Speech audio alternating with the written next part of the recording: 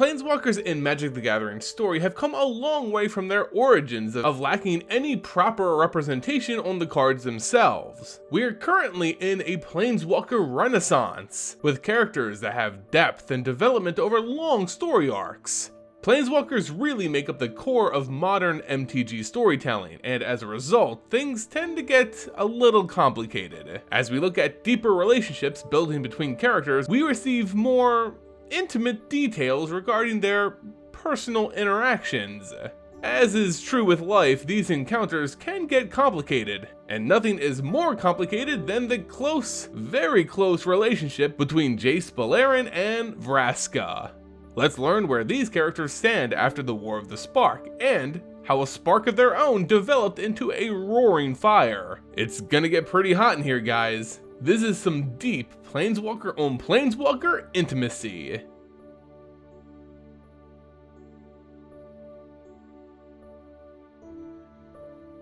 Hey guys, and welcome back to the Ether Hub. I'm Simon, bringing you more Magic the Gathering lore. Today we'll be talking about a sensitive topic: sex, specifically between Planeswalker characters in the official lore for the game. Now, I'm not particularly prudish, but in the hopes of having this video not be demonetized, I'll be describing events vaguely, to say the least. It's actually kind of weird that we're seeing a lot of flirting, budding relationships, and full-on coitus, at least strongly hinting coitus, in the official story of MTG, as these were topics traditionally shied away from in recent memory. It seems love has broken through though, and has become the newest tool to drive storytelling in MTG, and in no other case is this more expressive than in the relationship between Jace and Vraska. But how did this relationship start, and where do these characters stand in a post-War of the Spark multiverse? Vraska and Jace have a long history together, but they weren't always on good terms. Certainly, they started off a bit on the rocky side. Vraska was introduced as a character in our initial return to Ravnica as a Gorgon assassin of the Golgari Swarm. She's displaced, without a home or family, and managed to find some semblance of stability among the disenfranchised of the Golgari. But her history is a little mixed, as we were introduced to her being a badass shadowy assassin looking to disrupt the guild system of Ravnica. It turns out she was actually outraged at the injustice of those who had power to step on the helpless of Ravnica, namely the brutes in the Order Guild of Azorius. Still, she was out and about killing people on Ravnica, which put her at odds of an inquisitive mind mage named Jace Beleren. Jace was aware of the murders occurring in the slums and sewer systems of the Golgari tunnels, and a strange pattern began to appear. The victims were at least loosely tied to Jace, and their names began to spell out his name. These killings were intended to send Jace a message, but what was it? What did Vraska want? Jace finally decoded this morbid message and confronted the Gorgon and her plot. She looked to use the talented mind mage as an infiltrator of the other guilds, to warp minds and memories, to end the hierarchy, and bring justice and strength to the Golgari. Jace, however, wasn't so keen on being used as a tool in this corrupt purpose, and refused Vraska's idea of partnership. Still, Vraska didn't take no for an answer and attempted to manipulate and coerce Jace into helping her, but to no avail. The two fought, and the result would be Jace shining a spotlight on Vraska's shadowy operation, removing her strength of being an unknown force working from the shadows. With her advantage lost, Vraska left Ravnica with Jace victorious, but she held on to future plans to return and rule the Golgari. These two would inevitably clash again as Vraska becomes an agent of Bolas. Nicol Bolas finds the despondent Gorgon and offers her a deal too good to pass up. He will ensure she becomes the guild master of the Golgari in exchange for a job. Travel to the plane of Ixalan, discover an artifact known as the Immortal Sun, and bring it to him. Vraska cared not for the Dragon Planeswalker's wants or needs of such a device, and eagerly accepted his proposal. As Vraska goes about investigating Ixalan, she discovers a group of pirates who travel, loot, and trade tales of the Immortal Sun, quickly killing and strong-arming her way to the position of captain of her own ship and crew. Vraska learns for the first time what it feels like to be free of her own desires, a slave to her own ambitions, to just set sail and go where she pleases.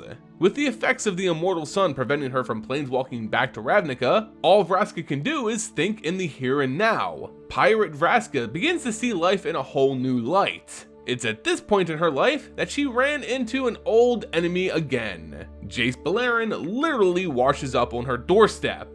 Jace before this was on the plane of Amonkhet with the rest of the Gatewatch and just faced Nicol Bolas in a fight. The great Amonkhet battle was an utter disaster. Each member of the Gatewatch was defeated, but Jace worst of all. He tried to use his telepathy to peer into the mind of Bolas, if not to mentally weaken him, to at least know his plan and figure out a way to stop it. Bolas, a superb telepath in his own right, sensed this and literally opened his mind up to Jace. Jace fell into a never-ending pit of wisdom and countless memories. The grandness of Bolas's mind threatened to crush Jace like leagues of pressure under an ocean. Jace's magic began to eat away at his own thoughts. He was going into brain death. Instinctively, he planeswalked away to save his own life, washing him up on a small island on Ixalan. However, the experience had left Jace mind-wiped, lacking most of the memories of who he actually was. Vraska would meet a brand new man here, giving them the chance for a new, better relationship to bloom. Vraska and her crew find the stranded telepath, and rather than killing him right away, which was honestly her first instinct, Vraska learned that Jace's memories were lost and decided to use him as a powerful weapon on her crew. Jace used his telepathic magic to create powerful illusions, which the pair used to great effectiveness in their pirateering. Out of this teamwork, a relationship based on respect and admiration began to form. Jace had no memories of the horrible things Vraska had done on Ravnica, and respected her as his captain and friend, while Vraska understandably admired how fit Jace was. I mean, look at Pirate Jace, right? But more so, how willing his new state allowed a former enemy to live life to the fullest, something Vraska has just recently learned to appreciate. Still, they had a mission to accomplish: find the immortal sun for Bolas. This device revealed itself in a lost golden city, which the pair literally fell into, like their ship crashed through a hole and landed in the city. This crash, however, was forceful enough to jar back the remaining memories Jace had lost. Everything that had happened between Vraska and Jace on Ravnica came rushing back. Vraska feared that their new relationship would be over with his memories restored, but to her surprise, Jace cherished their time together and was willing to forgive the Gorgon, peering into her mind and realizing that she was in fact a changed person. After they had collected the immortal sun, Vraska revealed her true purpose to Jace, and Jace expanded more on who and what Bolas was and what he was planning. This was all new to Vraska, who now feared for her home of Ravnica, which looked to be essential for Bolas's plot. They agreed to trick and fight Bolas together, but in order to do so, Vraska must forget. They must hide the fact that they ever met, that they ever had feelings for one another, so that Vraska could get close enough to Bolas and turn on him at the right moment when the dragon was least expecting it. Jace wiped Vraska's memory of their adventures together and replaced them with false memories for Bolas to read. He also imprinted a recall word, so when Jace needed her to act, he could say the words and she would get all of her memories back. Vraska left, bringing the immortal sun to Bolas as agreed, and in return she was given the leadership of the Golgari as Bolas promised. But Jace had left the seeds of the dragon's downfall. All he had to do was return and proclaim Vraska as his captain. As we entered into the War of the Spark, this badass moment of memories restored with a heartfelt reunion and recital of some cheesy line actually never happened. Vraska journeyed to Ravnica, solidly the puppet of Bolas, taking iron control over the Golgari and weakening the other guilds as best she could to prepare for the initial assault. However, her memories would be restored early thanks to a Crawl telepath who discovered the mental block placed by Jace and removed it. How this bugged telepath found this when Nicol Bolas couldn't is beyond me, but hey, it's the writing in War of the Spark, so take it as it is.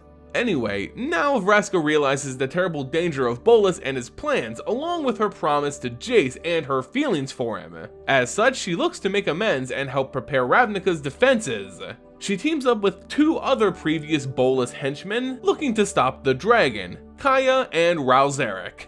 Vraska is caught working outside of her intended purposes by Bolas, who now doesn't read her mind for some reason, and demands she get back on track or he'll take her Golgari away from her. Worse still, he would sow betrayal among the Golgari groups and cause a bloody and terrible civil war among her people. Feeling this pressure and wanting a little personal justice of her own, despite knowing it furthered the plans of Bolas, Vraska kills the Guildmaster of the Azoria Senate, the Sphinx, Isperia, and effectively ends any possible cooperation the guilds of Ravnica could have in defending against Bolas.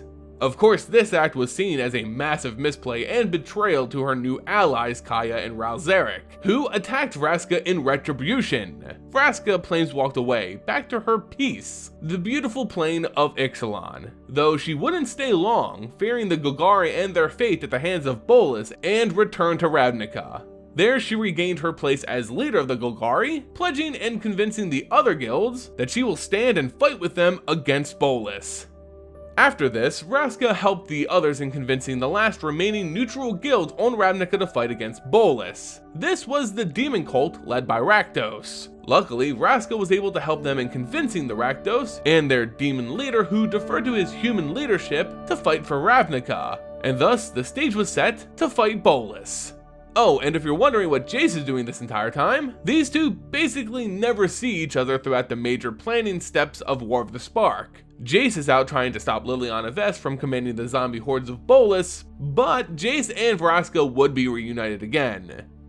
With everyone on board, a plan is formed, and you guys know what happened in War of the Spark. Vraska and Jace do meet at the meeting of the guilds to resurrect Niv-Mizzet, who will act as the living guild pact, and Jace tries to restore Vraska's memories only to learn she already had them.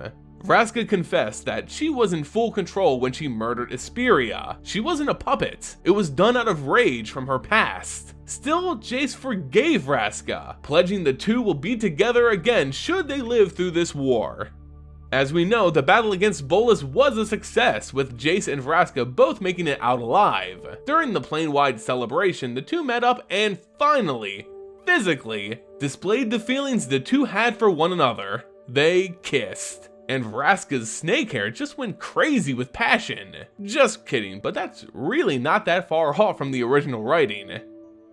Yet, while the war was over, there was still work to be done. Work that would push this young relationship to its limit. Can two planeswalking lovers with competing passions really make it work? This is where we step into War of the Spark Forsaken territory. As the guilds led by the living guild pact Niv-Mizzet tried to pick up the pieces and tie the loose ends of this conflict, there were 3 planeswalkers out there still alive who fought with Bolas to the very end, which needed to see justice. As such, Niv-Mizzet selected the planeswalkers who worked for Bolas, but defected before the war actually started, to go after these fugitives. Vraska was tasked with bringing Dovan Bane, the artifice from Kaladesh who operated the Immortal Sun, at the command of Bolas, back to Ravnica. Really funny because Dovan was actually blinded in the War of the Spark, and Vraska's a Gorgon who can turn people to stone with her vision. So, of course, it's a huge mismatch. I guess Niv-Mizzet isn't so smart after all. All throughout her mission to find Dovan, which Jace was specifically barred from interfering in by Niv-Mizzet, Jace could sense that his new love was lying to him, holding secrets, as she so often did when they first met as enemies so many years ago.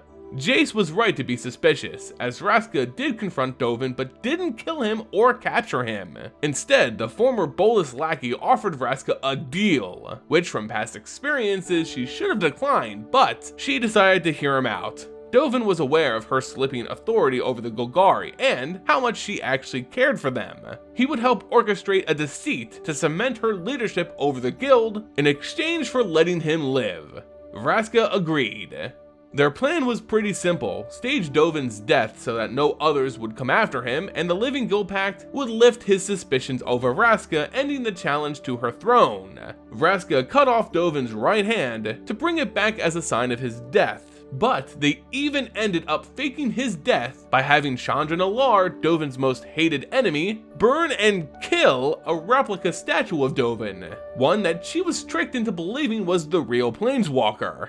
Chandra reported back that she had killed Dovan with Vraska's help, and of course Vraska had that hand as proof, tricking everyone including Niv-Mizzet. During this time, Jace becomes more suspicious of the distance growing between he and Vraska, though they still, ignite sparks pretty regularly at this point. It's shown that Jace is merely trying to cradle a dying flame of their relationship. As I said, Vraska should have really learned not to make deals, as even this one turned out to backfire. Dovan proved true to his word, framing one of Vraska's biggest contenders to the throne for a murder she didn't commit, essentially ending their ambitions and solidly placing Vraska back on that throne. But her little deceit wasn't as subtle as she thought. She was discovered, not by the living guild pact, but by the guildmaster of the Dimir, Lazav. Lazav managed to pull evidence together, tie some strings, and effectively blackmailed Vraska, making her the guild leader of the Golgari into a puppet of the Dimir. If ever revealed that Vraska failed in killing Dovan and seemingly worked with the Dimir to cover it up, Niv Mizzet could have her banished from leading the Golgari or even from her home entirely. Now Vraska is trapped, stuck between a lie and blackmail, the tricks she once used on Jace so long ago.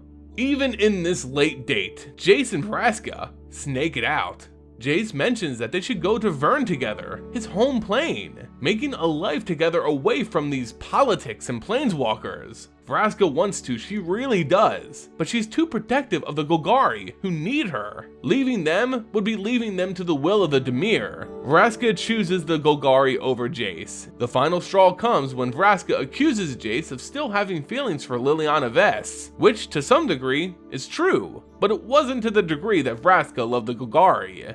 It was over between them. Their love was cold, and no amount of physical affection could change that. Jace left for Vryn alone, leaving Vraska to deal with a manipulative Dimir and an uncertain future, setting us up for our return to Ravnica. The love story between Vraska and Jace, with the exception of some pitfalls, is so interesting in the world of Magic the Gathering. These are two characters who started off so rough, not to mention the extreme physical differences, who came together with mutual admiration and respect to form a solid friendship that turned to emotional and very physical love. Yet, while their love did survive a war, it couldn't survive their own passions and what they wanted out of life. In the end, Vraska's desire to protect her people superseded any personal love she had. It was a sacrifice she felt she needed to make, and one that really hurt Jace. How will they recover? Will Jace bounce back, or could they rebound and find each other again? That's still to be seen. But as it stands, Vraska and Jace certainly have one of the most unique love stories of all in Magic the Gathering. Hashtag Jace likes snakes. And that's gonna do it for this video, guys. If you enjoyed it, make sure you support the channel by leaving it a like, subscribing, and of course, ticking that notification bell so you never miss out on a new video's release. As always, guys, thank you all so much for watching, and until next time, see ya!